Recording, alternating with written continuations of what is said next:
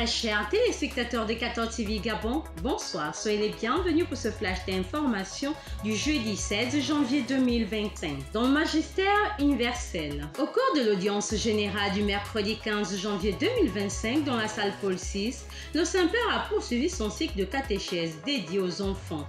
Dans sa catéchèse, le pape François a condamné les différentes formes d'abus et de maltraitance dont sont victimes des millions d'entre eux dans le monde. Pour ce faire, le pape François a pointé la responsabilité de la pauvreté et notre indifférence avant d'encourager chacun à ne pas se rendre complice du travail infantile. Nouvelle d'Église.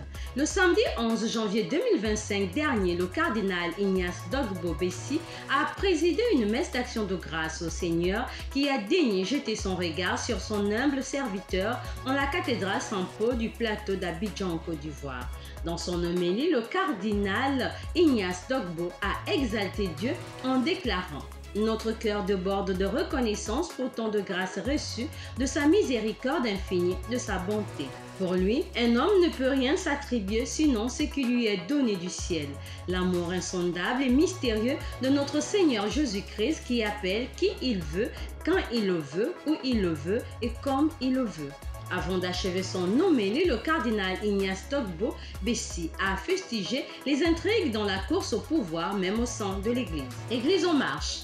La communauté pastorale, la Sainte Famille de la paroisse Saint-Pierre de Libreville était en récollection le week-end écoulé au complexe scolaire des Sœurs Bleues, 6 à la Garoutière. Cette rencontre, qui avait pour thème le stress familial et ses moyens de gestion, a été animée par l'abbé Michael Oyono Moussavu, aumônier de cette communauté et curé de la dite paroisse. Au cours de son exhortation, l'abbé Michael Oyono Moussavu est revenu sur les causes et les conséquences du stress en milieu familial avant d'inviter les participants à cultiver et à privilégier le dialogue en cas de stress tout en adoptant entre autres des dispositions de demande et d'acceptation du pardon, la prière en couple étant également un facteur de gestion du stress.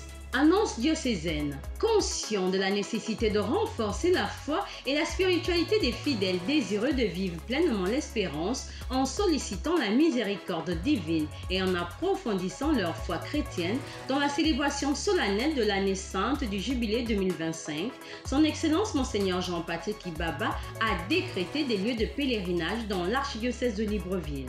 Il s'agit de la paroisse cathédrale Notre-Dame de l'Assomption Sainte-Marie, l'ancienne cathédrale Notre-Dame-des-Neiges, le sanctuaire Notre-Dame du Gabon, le monastère Notre-Dame des Anges d'Essassa, la paroisse Notre-Dame de la Miséricorde de Coco Beach et la paroisse Saint-François-Xavier de Lambaréné.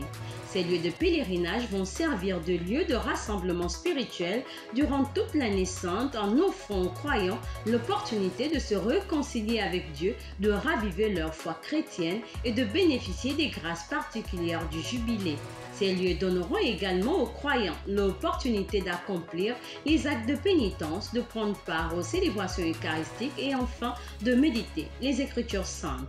On note que tout fidèle se rendant dans l'un de ces lieux de pèlerinage suivant les conditions liturgiques et spirituelles établies par l'Église pourra obtenir une indulgence plénière en recevant le sacrement de la réconciliation et en assistant à une célébration eucharistique.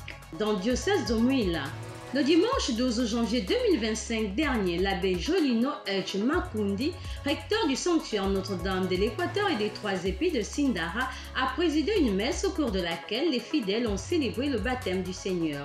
Une joie pour les fidèles et les pèlerins heureux de se souvenir à travers cette fête de la date d'anniversaire de leur baptême. Une invitation relevée par le Saint-Père dans l'Angélus du dimanche 12 janvier dernier.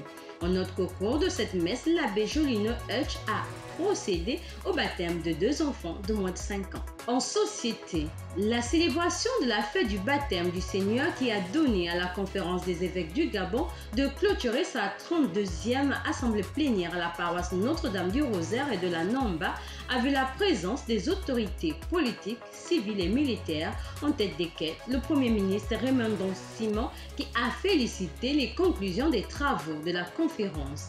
Il les a qualifiées d'importantes pour la collectivité dans son ensemble. Chers téléspectateurs de 14 TV Gabon, c'est ainsi que s'achève votre flash d'information de ce jeudi 16 janvier 2025. Nous vous remercions de l'avoir regardé. On marche vers les 200 ans de l'histoire de l'évangélisation de l'Église catholique au Gabon.